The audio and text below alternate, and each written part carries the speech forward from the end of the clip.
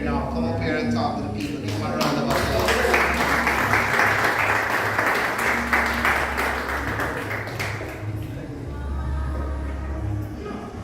Wow. Greetings. Greetings. You know, back in Ghana, all I do is good morning, good afternoon. When I get to Jamaica, now I'm changed. I'm more like a changed person. Right now we go by greetings, brothers and sisters. As he said, I believe that people thinking that I'm the new Gavi is a big responsibility.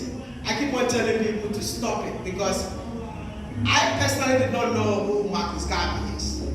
I have to be honest, because the education system in Africa does not teach us who we are. I found myself in China thinking that that was the best place for me to, get to achieve whatever I want to achieve in life. But I thank God for going to China because it made me who I am today.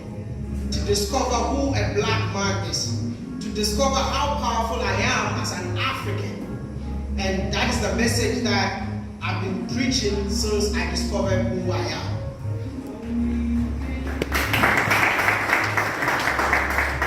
I normally tell people that I basically don't know what I'm doing. So when you start telling me that this guy is I have no idea what you're talking about. But I believe that it's a calling. Yes. And it has not been easy. Don't take it as if it's been, even in the Caribbean has been tough for me, but I still keep moving. If I tell you the struggles that I've been through since I came to Jamaica, most of people believe it. But I'm always smiling on camera for you to know that nothing will stop this movement. The movement is inspired by Marcus Garvey once again.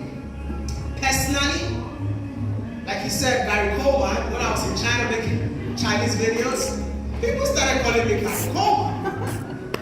And I was like, who is Gary Coleman? So I started researching about who Gary Coleman is, and I found who Gary Coleman is. And not alone. Yeah, you're right. Then, when I was in China, I felt like it's about time. It's more like you sleep, you keep on dreaming about Africa. And I was like, how do I get back to motherland? Because I've made up my mind that I will live and die in China. Because at the end of the day, there's nothing in Africa for me as an African.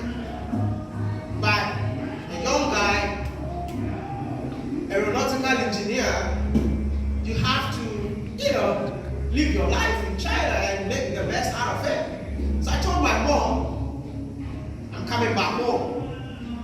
At that time, I've lost my dad in 2017. So my mom started shedding tears.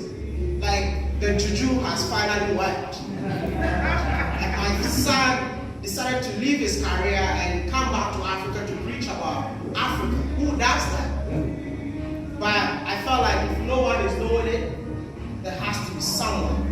And if that someone has to be me, I have to start it. I know being a pioneer of anything is extremely difficult, but I was happy that when I started this movement, a lot of Africans carry the same movement. So when you go to Africa right now, we have so many young creators that are talking about the beauty of Africa. And if you go to Ghana today, if you go to so many countries in Africa today, there are people that are moving back to the continent because of videos that we've been doing about the continent Africa.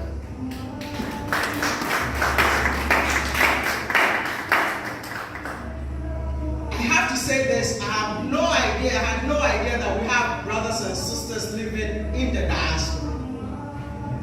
I didn't know who a Jamaican is. I'm just being honest with you. I didn't know who an African American is. I didn't know. But when I started doing these videos, my classmate was an African American. And there was a day that we were new in class, all of us, and they decided to separate us into different groups. So I saw this black brother who looked like me. And I'm like, hey bro, which part of Africa are you from? Can we just, come together, And this guy was like, my brother, I'm not an African. He was extremely mad for me calling him an African. And I'm like, what is happening? And that traced me back to slave trade. Because in Ghana, 90% of Ghanaians don't even know the slave castle that we have in there, that they call castle, I call it dungeons. We have no idea what happened in there because it's not part of our education system. So I took it upon myself to educate myself about what really happened. And that is when people started calling me the new Marcus Garvey. And I'm like, I'm not. So I quickly decided to research about what Marcus Garvey was. And I'm like, oh, we have the same message.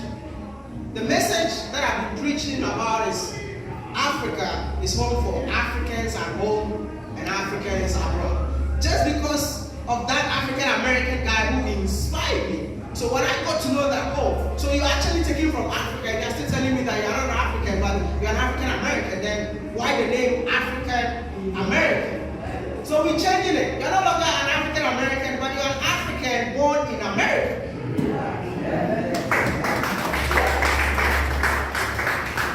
If I am here today, I am African born in Ghana. If you are in Jamaica, you are an African born in Jamaica. I met somebody telling me that I'm not African, I'm Jamaican American. I'm like, pause.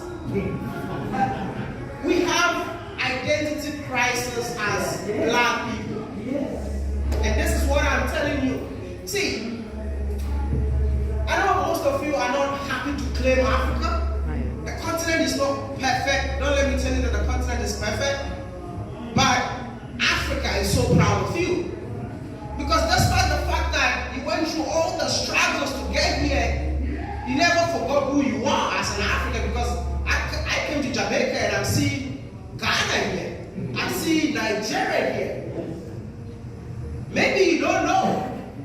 But I was in Akompon last night. I had to come here because of him. I would have been there by now. But I was having a great time with my brothers and sisters on the mountain.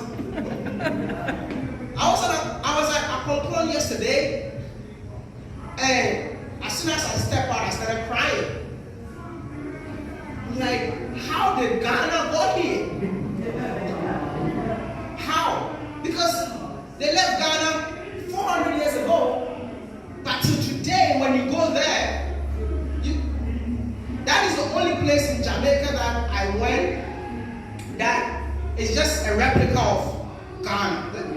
There's no difference. Like I've been moving around trying to see if I can find cocoa plants. I ate cocoa yesterday in a cocoa. Everything, do you know what you guys call cocoa? There's cocoa.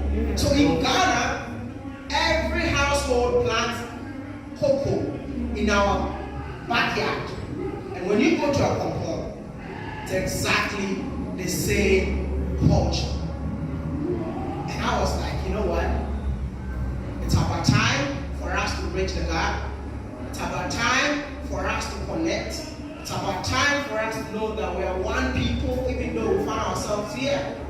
What I'm doing, I don't know. But what I'm just trying to say is, if I can get support from every black man in this world,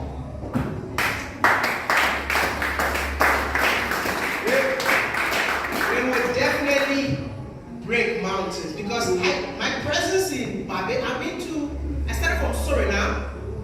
That's another Africa out of Africa. That Suriname, they didn't speak the Ghanaian language in Suriname, and they don't even know that that is a Ghanaian language.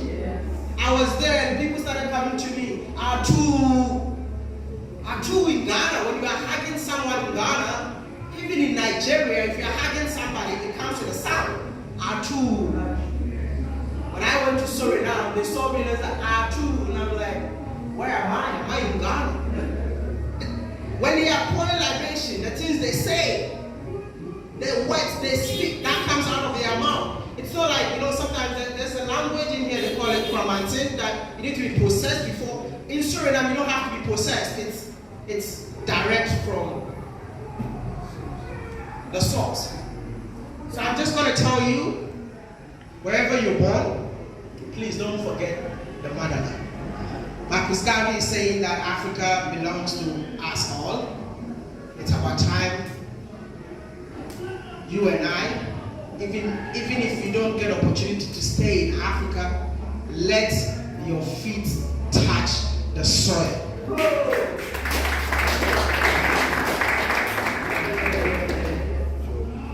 I believe that if you ever do that, your ancestors will be happy wherever they are, because their daughters, their great-great-grandchildren finally returned. When they were taking you out of Africa, they said, a door of no return.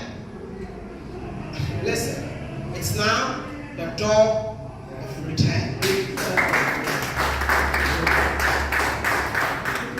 I am officially inviting you to come back home.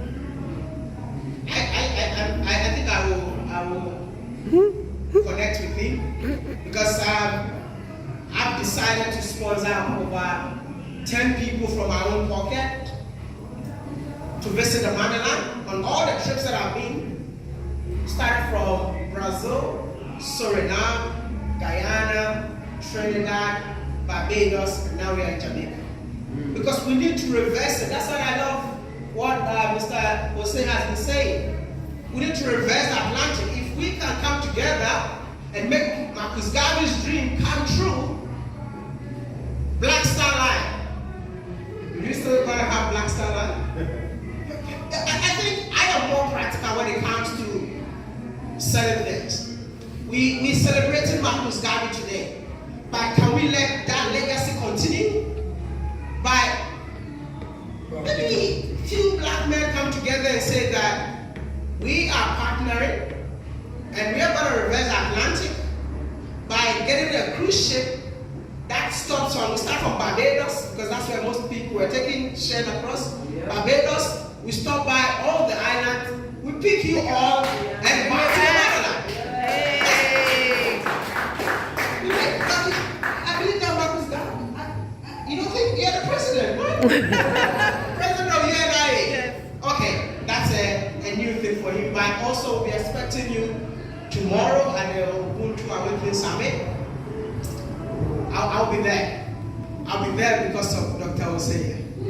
Because I believe that wealth creation is the way to go. I believe in wealth creation, especially generational wealth. I know I'm so young to be talking to you like this, but I woke up one day, I was actually insulted. I did a video in Liberia, having a great time in a resort. Then people started saying that, they keep on saying you want to promote Africa, but the resorts that you're promoting belongs to a Lebanese man. So what are you promoting? I sat down and I'm like, this guy is right, but I need to prove a point. You know what I started doing? I went back to Africa COVID when everybody was in their rooms. I was not scared I was going to die. I keep on going to black businesses. I went to a hotel that the woman used 4 years to build. And I was like, are you sure you built this by yourself? You black? You African? I asked her so many questions, and I put it on camera. I woke up the next morning, the video was everywhere. And guess what? Every African-owned business in Ghana started reaching out to me. I own this business, please come and promote it. So COVID, I was so busy. So I wear my mask, I come to you, and you know the impact of these videos? If you go to Ghana today, there are so many businesses, black-owned businesses, that came out of the videos that I did during COVID, because these guys never believed that as a black man you can start your own business and make it. So this is why I believe that the Ubuntu Summit is very, very important. When we make money as black people, see, I don't have a chain, because I don't want to go back. During slavery, they used to put chains on our ancestors. Now, when we make money, we want to look so cool by going for the chain that was used to enslave our ancestors. Now, that is what makes us cool. But I want to tell you something before I leave. The reason why black people need to start working together is because of your hair. Check your hair, touch your hair. Oh, doesn't have one. Touch your hair.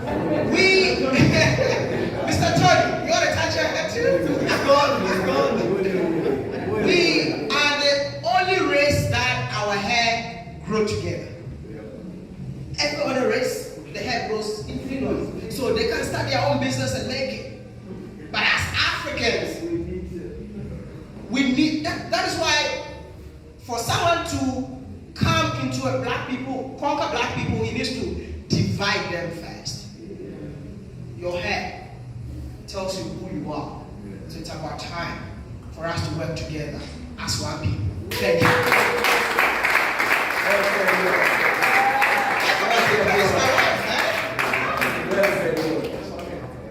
That's my beautiful wife.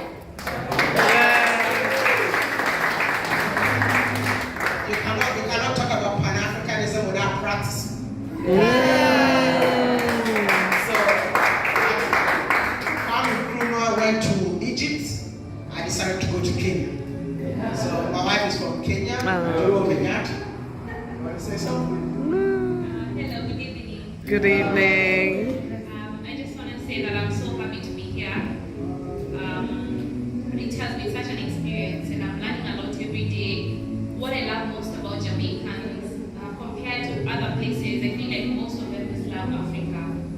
Like you talk to Jamaicans and they tell you Africa is home, and can't wait to go back home. Because you have interacted with so many people, and for some people, when you tell them they're African, they feel like they're insulting them, like, no, they're not African, But Jamaicans are proud to tell you that I want to go back home. That's where we come from. I hope to go there one day. So that's so beautiful. And it has been an amazing experience. I'm learning a lot about our history as black people. Also through him, inspires me a lot, just as he inspires the world. And I'm at a point where I'm so proud to be black, and I wouldn't want to have it any other way. I'm learning to embrace myself. I love my skin. I love my hair. As girls growing up, sometimes you think your hair, when you have this kind of hair, it's hard, it's not easy to detangle. But I'm embracing natural hair. I love my locks. I want them to